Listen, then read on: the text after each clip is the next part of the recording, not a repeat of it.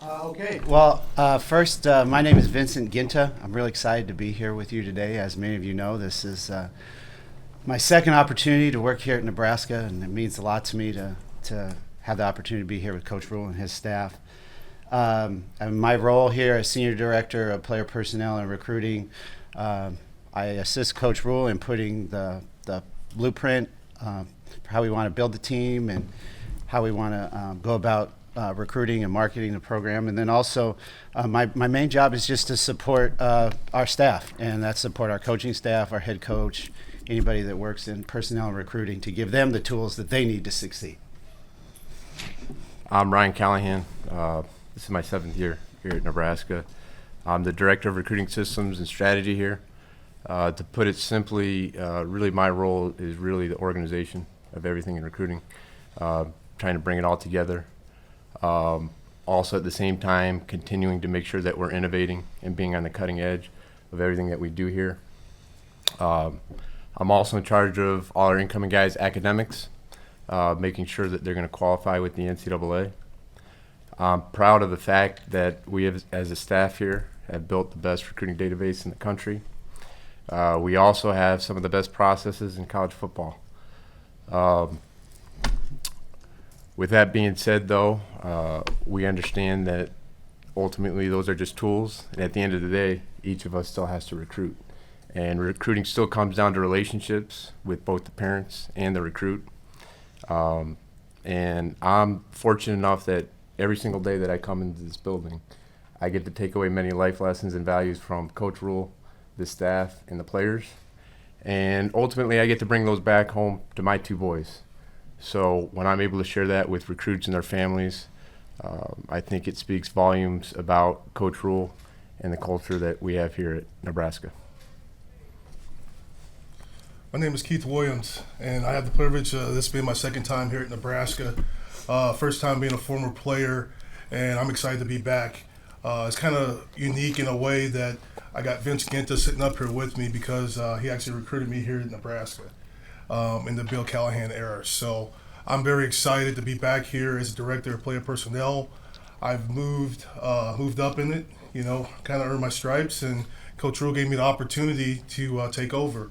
On a day-to-day, I'm kind of really focused in on the talent evaluations, building relationships with, the student athlete, and also helping those connections with communication with the coaching staff.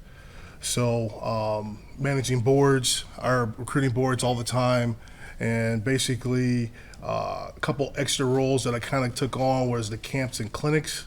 With the clinics, we had the big clinic, the X's and O's clinic, where we had about 800 coaches here this past spring, which I think was a big turnout, and it was a big connection and building relationships throughout the state of Nebraska. Also, we had the Omaha camp not too long ago, which I thought was really big, getting back in the Omaha community and helping out. We had 32 players there voluntarily, and we also had about 40 staff members there voluntarily also helping. So I think we're doing a great job in pushing the direction of getting into the state, finding talent, also evaluating talent. We always want to win our backyard. And I think we're doing a heck of a job also attacking the 500-mile radius and also those targeted states that we have outside of that radius. Questions? Steve Sipple, up here online. For Vince and Keith, you brought up the Callahan. The Callahan era was, it was known in part for really good recruiting. Do you see similarities? I know the different time frames, but do you see similarities with the way things are going now under Matt Rule with the way it happened under Bill? Are there similarities and differences? Well, I think if you look at similarities of some of the similarities would be, being both with NFL backgrounds. Right. I think Coach Rule has shown that we always want to push and find value where maybe others don't, and we want to find value based on information that's verified and measurable, right? We're always looking at track times and verified sizes and things of that nature. So I think, I think that's similar in the eras. I think The thing that's been great about Coach Rule is that Coach Rule never wants to rest. There's never a rest. We never pause, and I think that's a little similar too. Yeah. That's the fun and the challenge too, right? Because every day is another day to recruit, and every day is a new opportunity to recruit. So I would say those are similar. Differences, just different eras, different calendars, different set of rules that we're playing by. But at the end of the day, I think the chase and the acquisition of great players, that's the motivation. I think that's always going to be similar.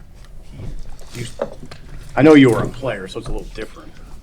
Just kind of, one thing I would say, like kind of what Vince hit on was the NFL background. Then also, I think the verified measurements and times. I think that's big, especially with Coach Rule and our evaluation process. And kind of, I know we're going to probably get to this, but summer camps, I think that's a big process within our summer camps that I think makes us elite in order to target guys and pull guys in order to get those guys those special attentions in our camps. Question for Vince, Mitch Sherman from The Athletic. Can you give some context to how much the size of the staff that you work with through your career has changed, and the size of just the recruiting and personnel staff, and what that allows you to do now that you couldn't 5, 10, 15 years ago? Right, that's a great question. Well, if you look at the staffing size, obviously they've gotten over the last 15 or so years, they've gotten tremendously larger. If we looked at a recruiting staff meeting from 2005, there would have been 3 of us in the room, right? There would have been myself and a student worker and an administrative assistant. And it's now gotten to where there would be 20 plus of us in the room. And what that's allowed us to do is to be more specific and in depth across the board. The information that we gather on individual prospects is much more in depth. The communication that we have with them, the steady stream of communication is increased. I think what you see is just the ability of more people allows you to be more in the details and more aggressive in your evaluation process. So the staff size is definitely probably 3 to 4 times that, and it's busy. I think as you see it kind of mirrors a little bit of the National Football League sizes. We've got similar sizing, I think, now in our staff to what a lot of NFL teams are like. This is for Ryan. I'm Sam McEwen from the World-Herald. Why do you have the best database in college football? What makes it that, and how do you build it? To be honest with you, the way you build it is through really smart people. So whether it's Evan Cooper or it's Matt Rule or it's some of our young recruiting staffers, we take input from everybody. And I'm not going to get too into the specifics of our recruiting database, but it's truly a one-stop shop. Because what you have to imagine is in this recruiting world nowadays, there's so much information. And there's information coming from everywhere, whether it's track or these camp measurables or when coaches go out on the road. And what we built here is truly one-stop shop where you can go on there and find whatever you need to. The right information is prioritized, which ultimately, at the end of the day, the main goal with that is to make identifying, evaluating, and recruiting the right type of players at the University of Nebraska easy for our staff and coaches. What does Matt Rule like to prioritize in that? And as a secondary question, how do you sort of categorize and sort for intangibles? We have a in-depth process that we work through on every single recruit as we offer them. So we really like to dive into the details, dig into their character, dig into their background, dig into their academics. That's something that Coach Rule has built up since he's been here. Coach Rule, out of any coach that I've worked for, has emphasized measurables more than anybody. And he understands measurables more than anybody. And to the point that he'll text me nonstop throughout the day asking for measurables on guys, where I had to get it built. I had to get something built on my phone so I don't have to run to my computer every time to go and track down, certain times on guys. But it's something that I'm proud of, and it's not something that I've done myself.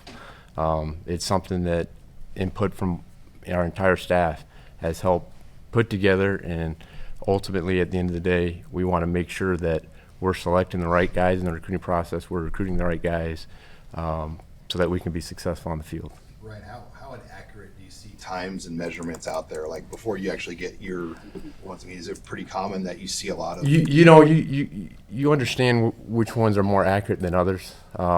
There's certain ones that you can compare to your camp times. Obviously, anything that you do yourself is going to be at the top of the pecking order. So you have to take all that into account. But there's certain camps like Under Armour, Rivals, Adidas, Elite 11. You have to bring that all into one place. So the important thing is we need to make sure that when we're looking at a guy that the information is verified. And we don't want to assume just because a guy is listed at 6'6", 300, that he's necessarily 6'6", 300. Because when you get him in person, he could really be, 6'2". So that's why verified information and ultimately getting those guys on campus is so important. Hey, Keith, how does your work in managing recruiting boards mesh with the assistant coaches who are on the road like this time of year and going out and making evaluations, talking to high school coaches? How does all that play into ultimately deciding on who gets offers and when they get offers? Like, what's the process there that you guys use to coordinate all of that? So right now, it's kind of unique because guys are still on the road. So I'm gathering all the information. One, I want to say first, I have a great staff. We have some young guys in there, student assistants, and also assistant pod leaders who basically are kind of their own DPPs of their areas. And they do a great job at kind of helping me identify and also with the notes gathering as these coaches are on the road. Each one is assigned 2 coaches. So it helps me a lot in the process of kind of identifying guys and also with the process of going through all these notes that these coaches are seeing. Right now, I probably evaluate over 500 guys so far on the road. That's from, top tier guys all the way down to walk-ons. So I'm able to kind of identify those guys, pinpoint those guys. We have different color code processes we also have, so I can really pinpoint this guy and then put him on the board and make adjustments and talk to coaches while they're on the road. So when we kind of wrap up off the road, I can make adjustments on the board, talk to coaches and communicate and be able to kind of figure out who can we identify as these are our top guys. So we're kind of still in the process right now, but that's kind of a flow right now of kind of where we are right now. So then when it comes to offering somebody, is it No. coach rule then? Or So now with the process, we have the pipeline. So getting those evaluations in, kind of what Ryan talked about, making sure everything's validated and verified, and then also kind of doing a background check on these guys. That's a big part of getting those live evals, making sure he is this height, making sure that he does have great character, making sure his grades are right in order for us to go through that process and kind of push through to the offer stage so I can get to Coach Rule and be like, hey, this is a guy that I stand on the table for that we believe in and we can offer. Going off that, Max Olson from The Athletic, just want to ask, as the coaching rules kind of continue to evolve, do you think that folks on the personnel side should be allowed to go on the road here in the future? I tell you what, I have 2 unique situations where I actually got an opportunity to be on the road recruiting, and I loved it. So I'm all for any change that comes in the future. Brian Christopherson with Husker 24/7. It used to be such a big deal to get the official visits in season. How have you seen things change, and what are the opportunities of getting them here, like in June or even before that? Right. I think you've seen that over the last few years as the calendar has changed. I think the summertime official visit has really taken over as the bulk of the official visits. I think in June and May, the amount of time that you get to spend with the families, the individual recruits and their families, I think that is so valuable.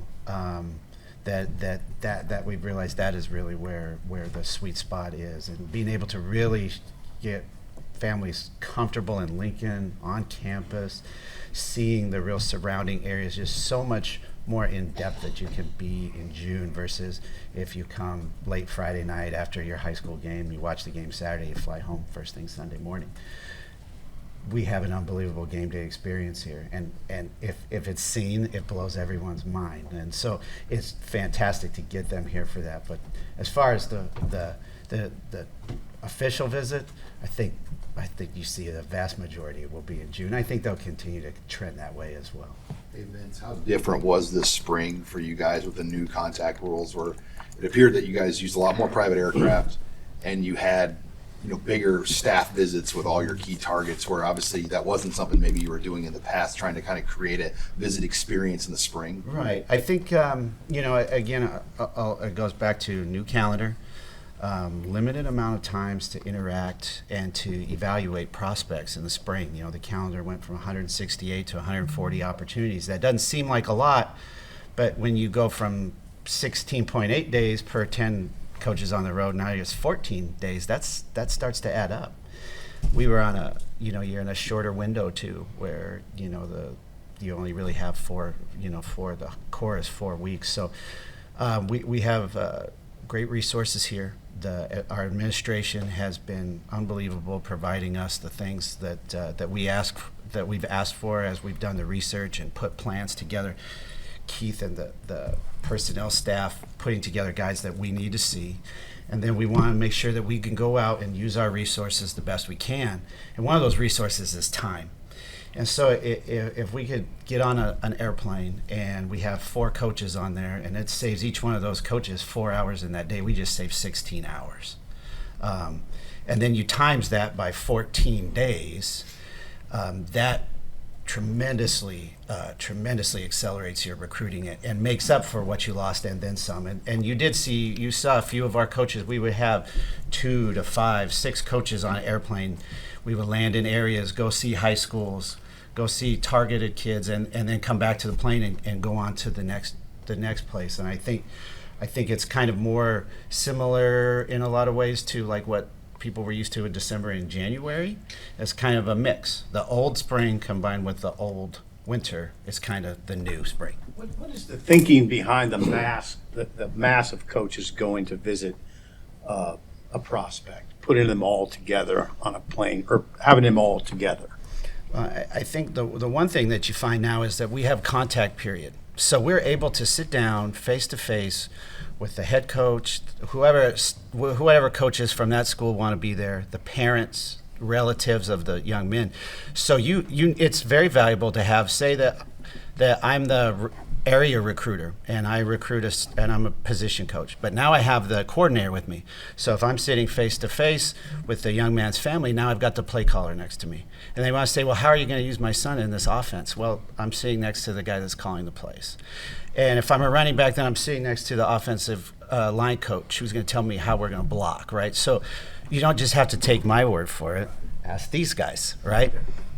And I think that's the concept. Obviously, you guys don't get to choose how they do the recruiting periods, but it is possible that there's going to be now a summer signing period that could happen. How might a school that has a really good system, and I think you guys all think you do, be able to leverage a summer signing period to its advantage? Ryan, what do you think about that?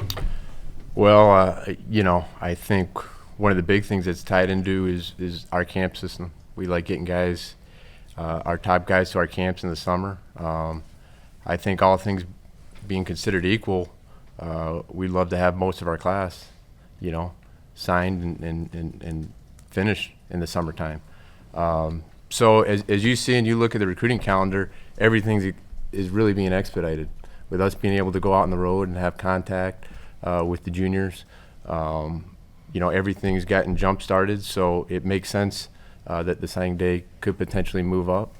And if that's something that's going to happen, then we're obviously going to be prepared for it and ready to adapt and adjust and make sure that we can sign the best signing class possible. Do you perceive that if there is a summer signing period, that then the December will still exist and the February, like that there'll be 3, or they'll just be? I would say so, because typically you always have your initial signing period, but there's guys that pop up late. There's a transfer portal they're talking about incorporating transfer portal signing for those guys. So I think that could always be a part of it. I think that does make sense. Keith, you mentioned the youth camp in Omaha a few weeks ago.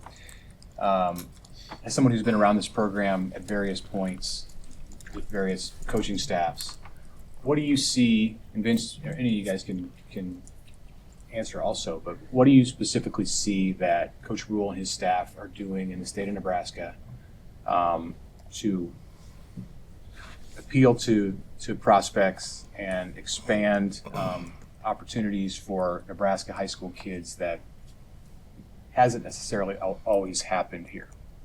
I think one thing we do when we hit the road, we hit everywhere. I know you see Ed Foley, he has the state of Nebraska. He's out on the road everywhere from all the way west to the border, coming all the way through Omaha, all the way to Iowa, border. So I think we do a great job of hitting all these schools. And another thing we do is do a great job at communicating with these high school coaches. I think that's the reason why we had a big turnout at our clinic. We're talking to these guys, we're communicating with these guys. Also, our summer camps are huge. We're getting these invites out to all people. And the best thing about Coach Rule is in his evaluation process, he really, really hones in to give an opportunity to everyone. And he gives us the opportunity in these camps to invite and basically find those diamond in the roughs. I think that's what he really kind of built on in Baylor and other places he's been, and finding those guys and developing those guys, because we're a developmental program. So, Keith, just personally, what did it mean to rejoin your alma mater a couple of years ago? And you mentioned earning your stripes. What were the keys to doing that, in a quick fashion? I tell you what, man, it's great being back. It really is. It meant a lot. I got an opportunity. Vince actually brought me back here, gave me that opportunity to kind of start in an assistant role and work my way up. I love Nebraska. I really do. I remember being in high school, having all these offers, and having Vince and a couple other staffs coming in my home. And basically, three things that stuck out was academics, and Dennis LeBlanc's the best in the country. Tradition, I'm a big tradition guy when it comes to sellouts, when it comes to the academic excellence, when it comes to the black shirts, the pipeline. I'm really big in that. And then also the brand of football that Nebraska stands for, that end. I take deep pride in my job, and every day I walk into this place, I know the responsibility that sits on my shoulders, being a former player, and also what it means to be a Nebraskan. So I take deep pride in that every day I come into this place. I push these guys to be excellent. I stay here late because I want to be great. I want to be part of something special that Coach Rule is building, and I want to be around here to build this place back to where it needs to be. Simple question then, like, what kind of hours do you guys work? You don't Go ahead, Vince. We work a lot of hours. Yeah, and it depends. Like Keith works a ton of hours. Keith works a few more than Ryan or me. We go home a little earlier to see our kids, awake every now and then. Yeah, it's different times of the year. You're going to be at the office more. Like June, I probably won't be at home very much, but July I'm going to be home pretty much every day. So it's a give and a take, and to build on what Keith said, it's fun to come to work at a place where you know that you represent something. And I know that every day that I come, I'm representing the young men that are in the program, our coaching staff, our support staff, but I want to represent the people of the state of Nebraska, the work ethic of this state, and the people that have come before. So that's something that we take very seriously every day.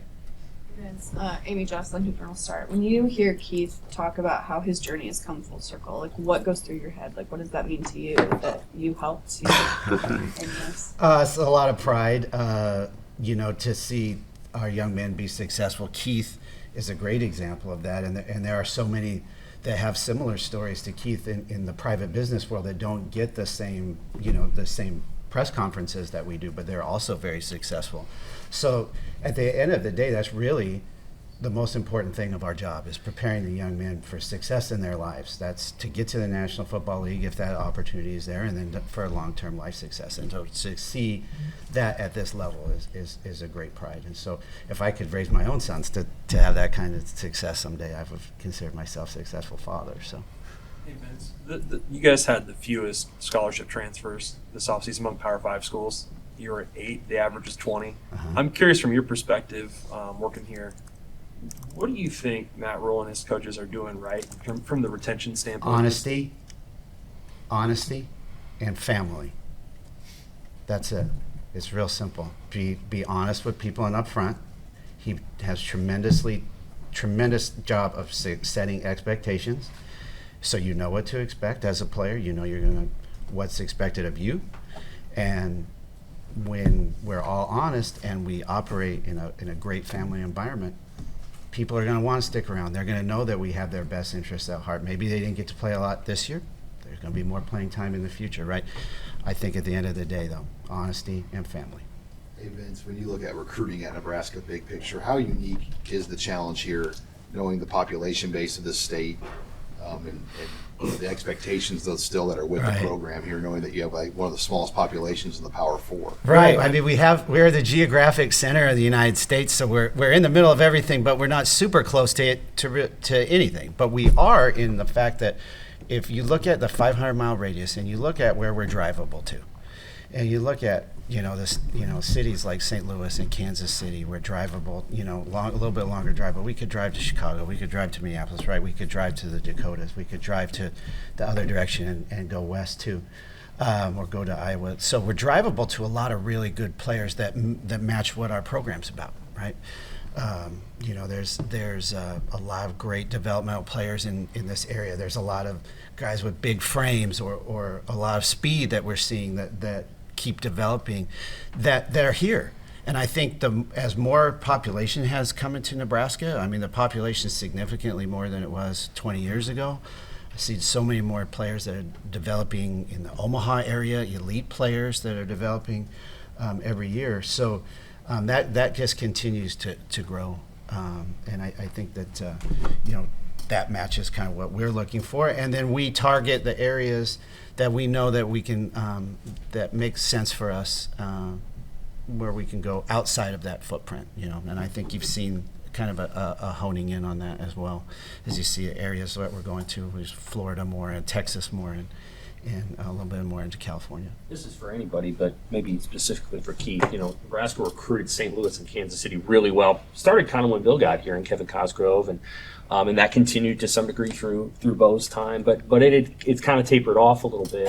And I know you guys are trying to make a hard effort to get back in there. What kind of relationship do you feel like you have to build in those two cities in particular to have the kind of success you want to have recruiting? I know St. Louis. I got some deep ties in the Missouri and St. Louis area that's been from there, and we are recruiting really heavily in those areas, and also in the Kansas City areas. Like I said, we're going to attack the 500-mile radius, and those drives are really close and comfort for people to get here to Nebraska. And the big selling with Nebraska is just basically when you get guys here on campus, you see this beautiful campus, you see the family environment, you see the new facilities we have. I think we're elite all the way around. It's just a matter of just building those relationships and getting these guys here on campus to see it so we can sell it. Are the coaches in St. Louis a particularly important relationship build? Absolutely. I know in the Kansas and Missouri area, we also have, I know Coach EJ and also Coach Rob Dvorak in those areas. Vince, how has NIL and the possibility of revenue sharing in the future changed your job? Well, I think we had Coach Padden was in here last week for this part. Obviously, NIL is a major part of what we do now. But the day-to-day operations of my job really haven't changed, right? We still have a marketing apparatus that we need to follow through on. We have an evaluation apparatus that we need to follow through on. And so that's day-to-day. That doesn't change.